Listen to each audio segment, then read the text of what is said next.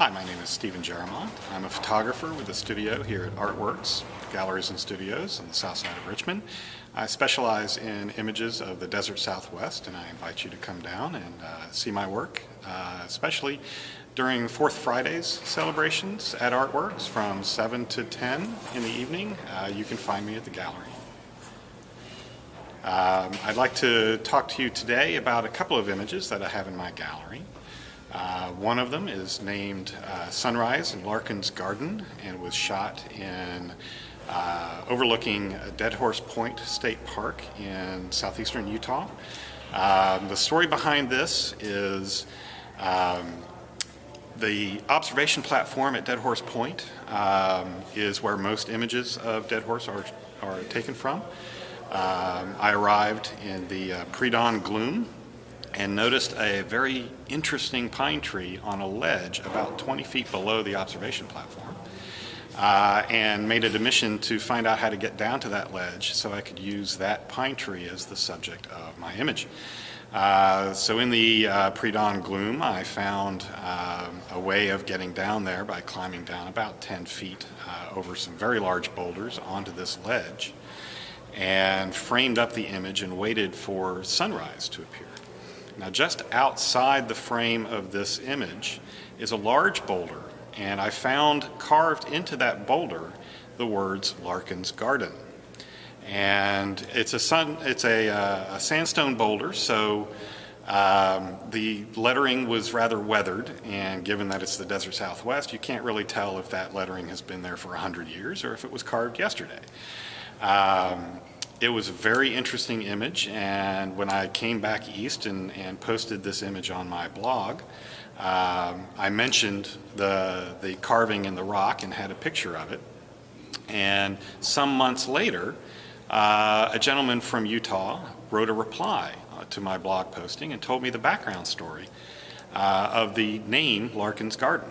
It turns out that there was a high school student in the mid-90s whose middle name was Larkin. His full name was, I believe, Chris Larkin Handcuff, who had a band. This Chris also happened to have cancer. And in his senior year of high school, his cancer progressed to a point where he was not going to last very long. And the Make-A-Wish Foundation approached him. His wish was for his band, called The Garden, to have studio time to record an album. Unfortunately, Chris passed before the studio could be acquired, but his bandmates pressed on and recorded the album, the CD, and they changed the band name in Chris's honor to Larkin's Garden. Several of Chris's friends were 4x4 enthusiasts who frequented the area around Moab, Utah, and the gentleman who posted the reply to my blog theorizes that they carved the lettering in Chris's name on that boulder. So I find it interesting that my image has become unintentionally a memorial to this Chris Handcuff. And I like the thought of that. It's a beautiful image, and he sounds like a wonderful young man who passed away far sooner than he should. The second image I'd like to tell you about is actually an image of Richmond. I live in Richmond and don't get to go to the Southwest all that often, so I tend to shoot around Richmond a lot. This image was shot April 28th, 2011, which many of you may remember is the final day of a series of vicious storms that moved through the southeast, creating the greatest outbreak of tornadoes that the South has ever seen. Well, around 6:30 in the evening on the 28th, the storms began to clear. I live in the West End, and it looked beautiful. Large, puffy, clearing storm clouds. And I have been looking for the opportunity to shoot an image of downtown Richmond against such a backdrop. So got in the car, headed downtown, and unfortunately when I got here, it was pouring rain. The storm had not yet cleared the Richmond area. But I knew that just 10 miles to the west was a razor-sharp line where the storm ended and clear blue sky. was. So I knew that as soon as the sun set far enough, it was going to peek out below those clouds. And given the angle of the sunset, we should get a rainbow appearing over Richmond if the rain was still around.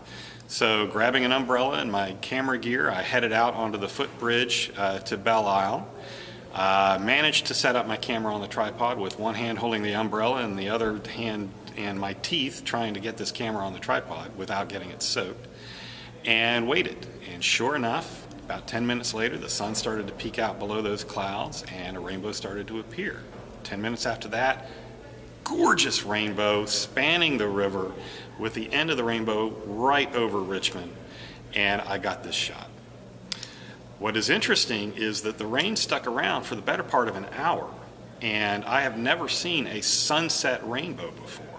But sure enough, this rainbow stuck around so long that I was able to acquire a second image about an hour later showing the sunset rainbow. It's not quite as defined, but it's still there, and forming a rather more interesting image in my mind of Richmond at sunset with a rainbow appearing over it. I hope you enjoy it. Please come down to my studio. It's Studio 106 in Artworks. I'm guaranteed to be there on Fourth Friday's celebrations from 7 to 10 every fourth Friday at night. And I'd love to meet you and tell you more stories about my images in my studio. Thank you. All right.